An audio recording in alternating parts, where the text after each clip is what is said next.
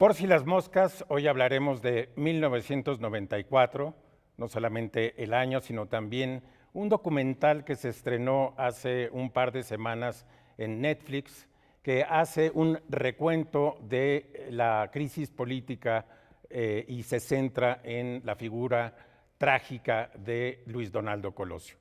Nos acompaña Laura Woldenberg, que es productora del documental, y el analista político Ricardo Rafael. Muchísimas gracias por estar aquí en Por si las moscas. Gracias por la invitación, Guillermo. Muchas gracias, Guillermo.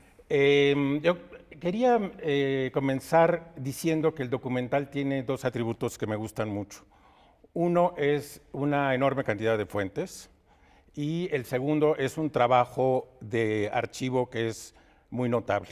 Hay cosas que cuando las veía me parecían increíbles, por ejemplo, el careo de Aburto,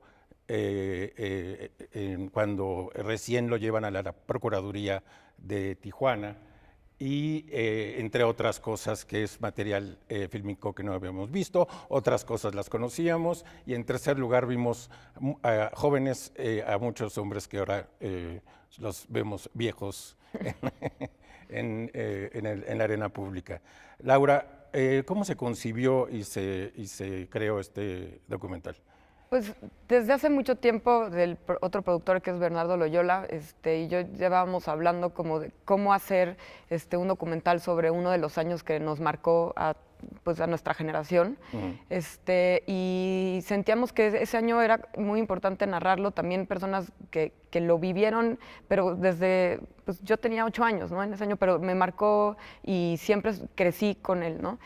Era un año donde pues, fue el levantamiento zapatista, la crisis económica, el asesinato de Luis Donaldo Colosio, el de Ruiz Massieu. Entonces siempre tuvimos esta inquietud y se nos hizo como perfecta la mancuerna con Diego Sorno, que era un periodista que pues llevaba desde que empezó el levantamiento zapatista cubriéndolo, y que también tenía un interés muy importante sobre el poder en México, ¿no? Ya había entrevistado a Salinas en su documental La Muñeca Tetona.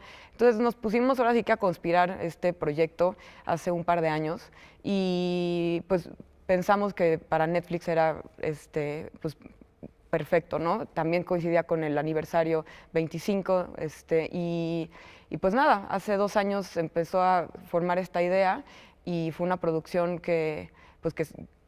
con un equipo impresionante, ¿no? Que tanto de archivo, como bien dices, como de campo, que logró tener pues un montón de entrevistas que quizá nunca te hubieras imaginado que estarían compartiendo pantalla, ¿no? Como lo es el comandante Galeano y Salinas, ¿no? Salinas, sí. Y hay mucho material desclasificado también. Es decir, Sí, que ustedes desclasificaron para el documental. Claro, algo que fue muy interesante en el proceso es que era un equipo multidisciplinario. Entonces juntamos un equipo de grandes periodistas con pues, personas que vienen del cine.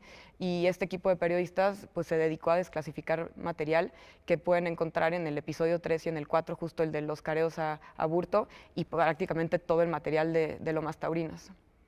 Ricardo, me parece que el subtexto del documental es la modernización. ¿Era Colosio un modernizador? Déjame primero hablar de 94 y luego regreso a Colosio. Yo creo que Colosio es el último año del siglo XX mexicano. Ajá. O sea, en O realidad sea, el 94 es el último. Sí, yo creo que el 94 es el momento en que cierra el siglo XX. Okay.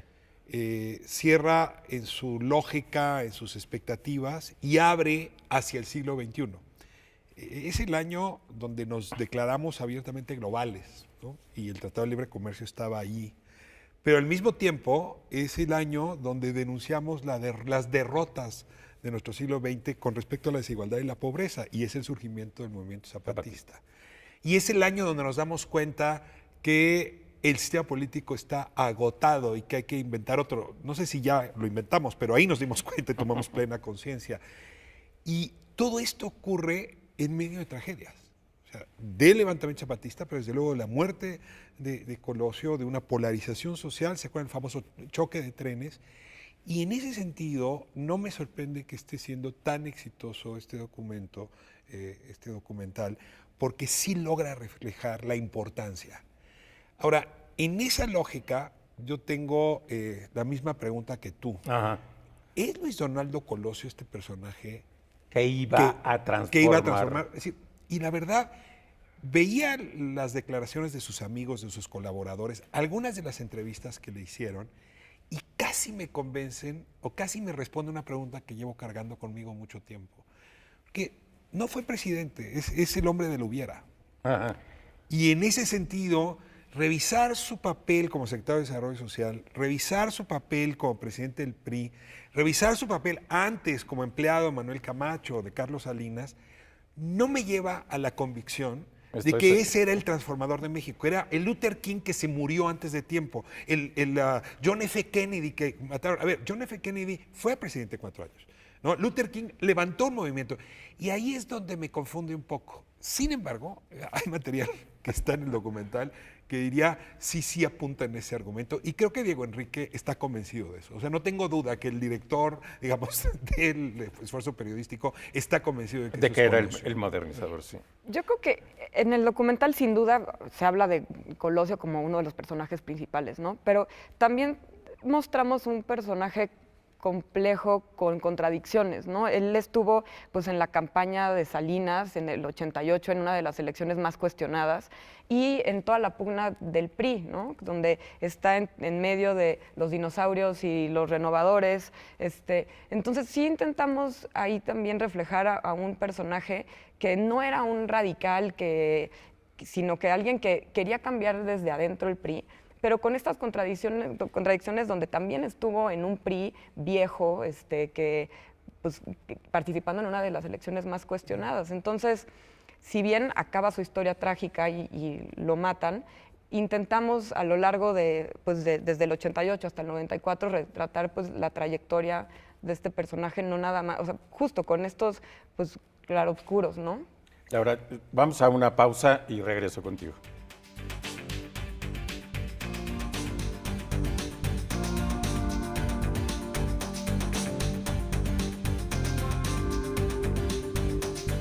Estamos de regreso en Por si las moscas, estamos hablando de 1994, el documental y el año que transformó la política mexicana. Estoy con Laura Woldenberg y con Ricardo Rafael, y te quería hacer una pregunta, Laura, y que tiene que ver con una decisión, creo que también de la producción y la dirección, y es darle a Carlos Salinas de Gortari un papel increíblemente protagónico. Es tal vez el entrevistado que más habla. Sí. Y lo hace de una manera inteligente, lo hace de una manera responsable, presenta un presidente, digamos, como hace tiempo no lo habíamos visto, un presidente, digamos, ya fuera del desprestigio, digamos, que lo cubrió después, y lo regresa a un punto muy interesante.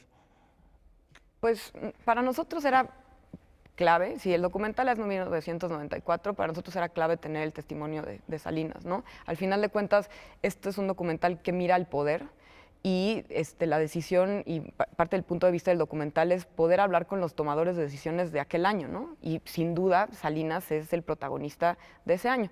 Entonces, él y Marcos eran fundamentales para poder contar esta historia. Diego lo ha dicho mucho también en entrevistas, él probablemente no hubiera tomado el proyecto si no sabíamos que íbamos a contar con estos dos testimonios.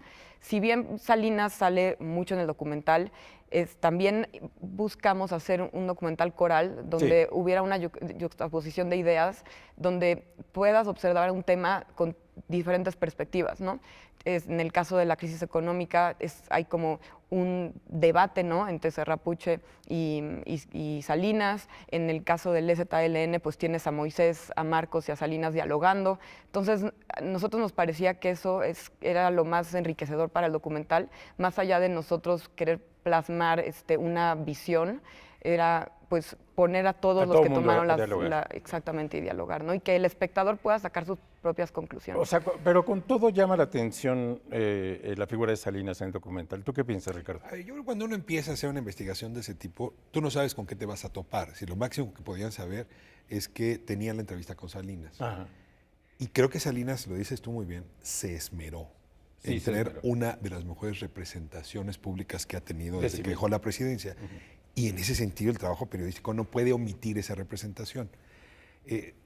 El atuendo que escogió para la entrevista. O sea, yo sí quiero que me diga Por la favor, ¿lo dirección de puedes su describir, por sastre. favor? ¿No? A ver, es un saco estilo Mao, digamos, con una camisa también cuello Mao, donde los botones no se ven, es de una elegancia impecable.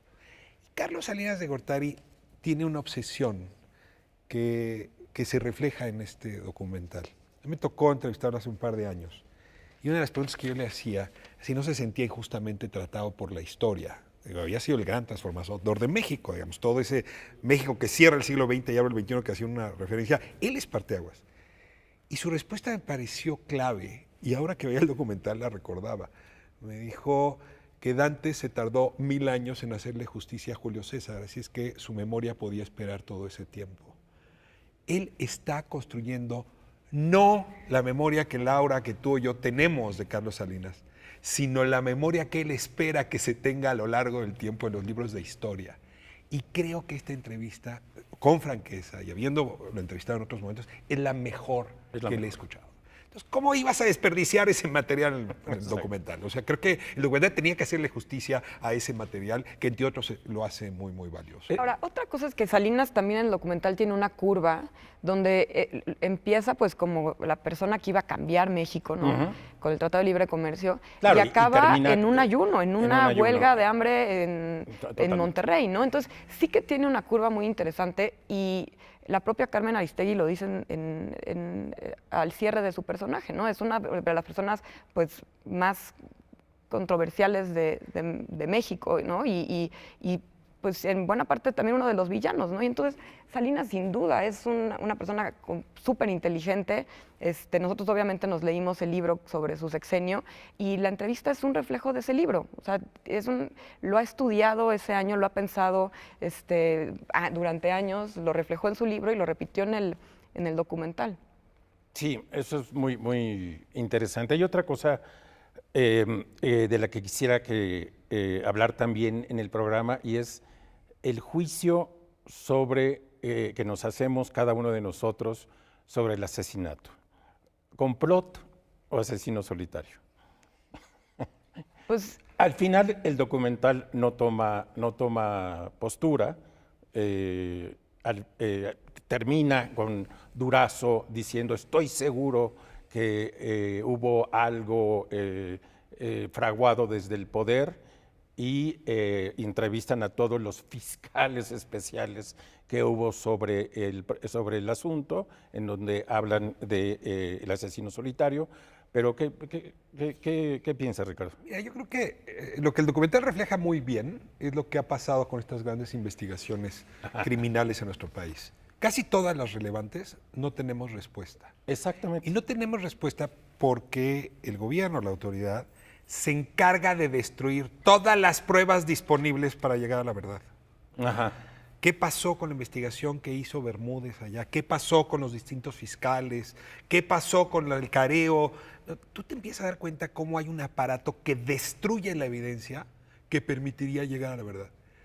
Entonces, no nos puedes pedir a los contemporáneos que sepamos o que tomemos posición cuando ya alguien se encargó de evitar que llegáramos a una conclusión.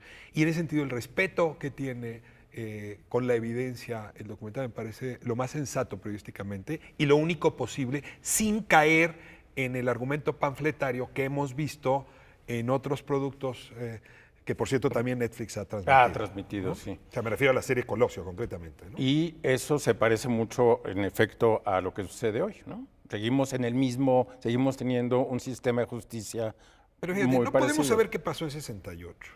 No podemos saber qué pasó con Florence Cassés. No podemos saber qué pasó con... ¿Por qué? Porque destruimos la evidencia. Entonces, si hay un llamado es a preservar la evidencia, porque se vuelve, sobre todo en estos casos, fundamental para la construcción histórica. Laura, hablemos ahora de las generaciones que han visto el documental. Decías, lo platicábamos antes de entrar a cámara, que es un documental que ha generado una conversación también entre chicos, para los cuales Colosio es apenas una estatua o el nombre de una escuela o una calle. ¿Qué es lo que ha pasado con el documental? Pues sorpresivamente, y la verdad es que muy gratamente, es un documental que ha despertado el interés de jóvenes a viejos, o sea, prácticamente toda, o sea, despertó un interés por una gama muy amplia de la sociedad y eso nos da mucho gusto porque lo que queríamos era justamente reflexionar sobre nuestra historia, generar discusión, debate y entender un poco más de dónde venimos para entender hacia dónde vamos, ¿no? Un poco retomando esta parte de quién mató a Colosio, para nosotros era muy importante no ser fiscales, ¿no? Y no plantear ninguna verdad por dada, porque no es nuestro papel. Nosotros lo que quisimos es hacer un trabajo periodístico que le diera voz a los fiscales, que le diera voz también a las víctimas. Y creo que algo que despierta también en nuestra generación es como este enojo de la impunidad, ¿no? Creo que es lo que a mí más me dejó, es marcado, es cómo puede ser que seguimos teniendo la fabricación de culpables, donde el debido proceso es inexistente, donde realmente la impunidad se vive todos los días, y creo que eso es algo que también conectó con nuestra generación. Y como bien dices, Colosio a lo mejor es un personaje que personas más jóvenes que yo a lo mejor no lo conocían, no sabe quién era, pero haciendo una revisión a la historia, pues su figura creo que pues conecta con nosotros, ¿no? Y abre muchas preguntas. O sea, los asesinatos que se dieron en esa época fueron 2 asesinatos políticos. ¿Cuántos estamos viviendo ahora? Ahora, ¿no? claro. Entonces, creo que sí hay muchas fibras que conecta con el presente que ayudó a que una generación que no lo vivió, pues se sienta interesado. Ricardo, han pasado 25 años del asesinato, 1994, 2019. ¿Qué ha cambiado en el país y qué sigue siendo igual? A ver, yo creo que 94 es el primer momento en que la clase política empieza a sufrir una degradación en su reputación enorme. 94 yo tenía más de 8 años, pero sí alcanzo a recordar que ser político, si bien recibía malos adjetivos de un lado y otro, tenía un halo de respetabilidad, ser funcionario público. Hasta hace muy poco, ningún hijo que tuviera padre funcionario público o político quería contarlo. O sea, se ha degradado profundamente. Y en ese sentido, estamos en un momento donde hay que restituir honorabilidad y reputación a esa figura. Porque además, un país que no tiene políticos respetables no es respetable. Y creo que en ese sentido cae muy bien esta reflexión. Porque nos hace pensar que sí hubo, con sus matices, sus claroscuros, figuras sobre las cuales uno podría inspirarse hacia adelante. De hecho, ya importa poco quién fue Luis Donaldo Colosio, que me disculpe. Importa esto que se está construyendo alrededor de esta figura. Inspira, en efecto, a los más jóvenes, pero hay una consecuencia no planeada que yo quiero explorar aquí como tesis. Si el PRI se va a refundar, más vale que lo haga sobre figuras como Colosio. Si el PRI tiene futuro, con otras siglas, otro nombre, pero con la misma gente o la nueva gente, le acaban de entregar, pero venía construyéndose pues, un mito fundante que se vuelve importantísimo hacia adelante, hacia el futuro. No dudo hoy a la dirigencia del PRI, viendo cómo convierten este documental en el primer material que van a entregar en sus cursos de capacitación. No dudo que le vayan a poner partido colosista. Pues, vamos a dejar ahí, vamos a una pausa y regresamos.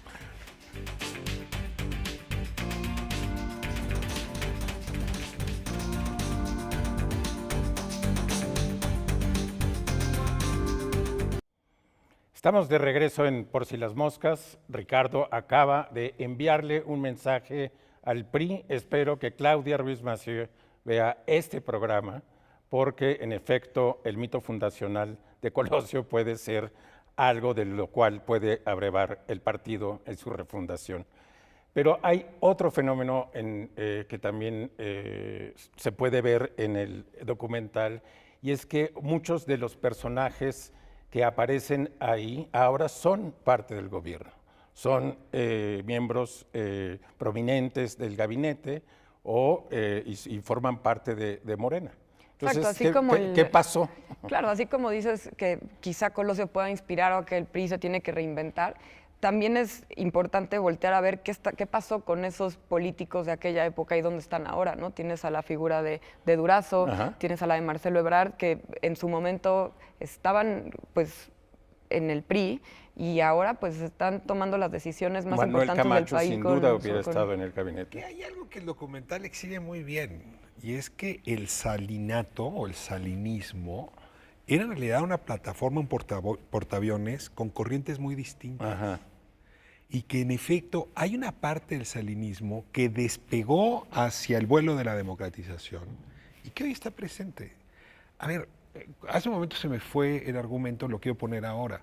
En esos años había dos formas de democratizar el país. Una explícita, abierta y muy argumentada que encabezaba Manuel Camacho. Manuel Camacho lo que pasa es que no era un hombre simpático, no tenía el carisma, la guapura, para decirlo claramente, de Colosio. Pero el verdadero democratizador en el salinismo era él. Si su enojo porque no le entregaron la presidencia no es un asunto solamente de ego, porque el proyecto democratizador no avanza, en contraste con el de Colosio. Ese proyecto fue el que migró clara y abiertamente hacia Morena, ¿no? Hay parte del colosismo que se movió, pero es mucho más esa otra ala. Por eso tenemos a Marcelo Ebrard ahora como secretario, por eso vimos a Manuel Camacho tan abiertamente abrazando, ¿no? Y vemos a muchos cuadros intermedios de ese segmento y algo del programa de solidaridad que también está hoy en Morena. Y hay otra tesis del documental que me interesa y es la figura de Zedillo. El documental de alguna manera sugiere que Zedillo, que es poco carismático, acaba haciendo el trabajo que le hubiera correspondido a Colosio. Y eso es interesante también, pensar a Zedillo como el último presidente del PRI y como el presidente que iba a democratizar la vida pública en México. Pues a nosotros nos hubiera encantado tener a Zedillo sin duda en el documental. Pero Zedillo es un personaje es clave. Y lo formamos a partir del archivo. Se ha negado una cosa muy rara. Al entrevistas contrario, siempre. Salinas no acepta No, dar No, entrevistas. intentamos tenerla y justo al declinar la entrevista, pues lo tenemos ahí en archivo y también con voces de sus colaboradores más cercanos como Mario Luis Fuentes, como Barros, ¿no? O sea, creo que con ellos podemos entender a el personaje de Zedillo sin el tener su entrevista. Y por supuesto, ¿no? Pues Zedillo al final de cuentas es el que entrega entrega el poder del sí, país. exactamente. Entonces, Es el gran democratizador.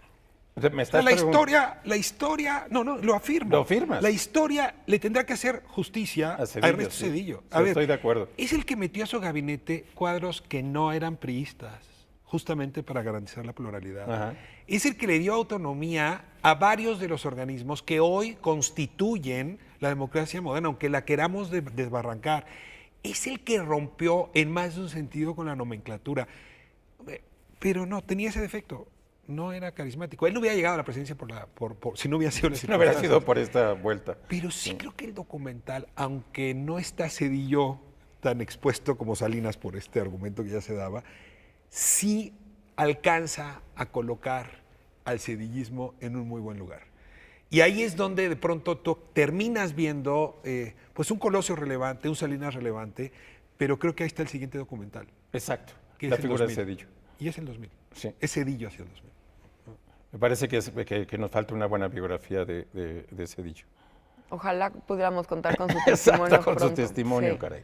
¿Por Nos qué da no una querrá entrevista. darlo, Laura? ¿Tienen ustedes alguna explicación? Porque no ha querido nunca. No, Nunca. él ya no ha querido hablar de su sexenio. Él está muy enfocado ahora con el tema de regularización de las drogas. Las ¿no? drogas, sí. Que es un informe que vale mucho la pena leerlo. Sí, Zedillo se niega a hablar de su sexenio y de sí mismo. Es una cosa muy impresionante. Yo también he intentado entrevistarlo para otros proyectos y no. Y es cierto que el PRI ha sido enormemente ingrato con esa figura. Con esa O sea, figura, sí. es el personaje que se vuelve el antagonista, digamos, de la narrativa del PRI. Laura, ¿algún proyecto similar en puerta? Sí, pues estamos... Yo creo que esto les abre a ustedes tramando más. un mundo de posibilidades, ¿no? La idea es que desde Vice Studios podamos seguir haciendo proyectos que traigan un aporte periodístico y también narrativo sobre casos importantes tanto en México como en América Latina. Yo quiero decir algo sobre el ausente que es Diego Enrique Osorno, que, y me da mucho gusto, que se convirtió en uno de los mejores cronistas de su generación, a uno de los mejores documentalistas de su generación y utiliza muchas técnicas de buen periodismo en el documental y eso hace que sea tan redondo y tan satisfactorio el trabajo. Sabe construir personajes, sabe en dónde está el drama, sabe contar las historias, y yo creo que por eso, en buena medida también, este documental es tan exitoso.